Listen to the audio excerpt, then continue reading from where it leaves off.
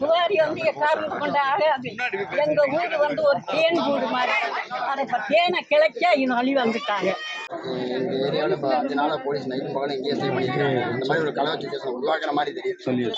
ஏன்னா எல்லாமே படிக்கிற பிள்ளைங்க எங்களை விட்டு எந்த ஒரு வராது. பாதுகாக்கிறோம். உங்களோட உதவி சொல்கிறோம். அவங்களும் சேஃபா அவங்களும் அவங்க வேலையை பார்த்தா நம்ம வேற எதுவும் வேண்டாம் சார். குவாரி